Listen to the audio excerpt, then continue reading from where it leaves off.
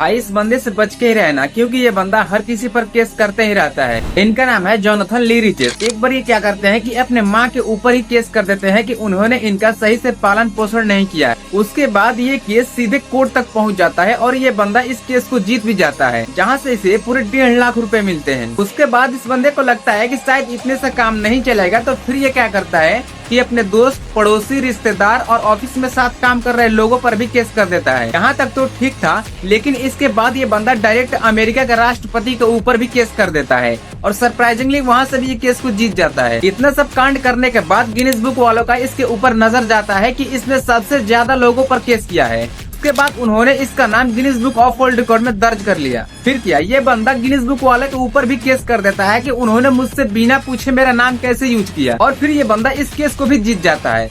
उसके बाद इसे इंटरव्यू के लिए बुलाया जाता है और सामने वाला एंकर इससे पूछता है कि आप ये बताइए कि आपके पास इतना ज्यादा पैसा है, फिर भी आपसे लोग हेट क्यों करते हैं। उसके बाद ये बंदा वहाँ तो कुछ नहीं बोलता है और फिर चुपचाप उठकर वहाँ से चला जाता है और फिर न्यूज वाले के ऊपर भी केस कर देता है कि इन्होंने मेरी बेइज्जती की है, और फिर ये बंदा इस केस को भी जीत जाता है। और इसी तरीके से ये लोगों पर केस करते करते पूरे $8 मिलियन का मालिक बन जाता है। मुझे तो डर इस बात का है कि अगर आप इस वीडियो को लाइक नहीं करें तो शायद ये बंदा आप पर केस ना कर दे।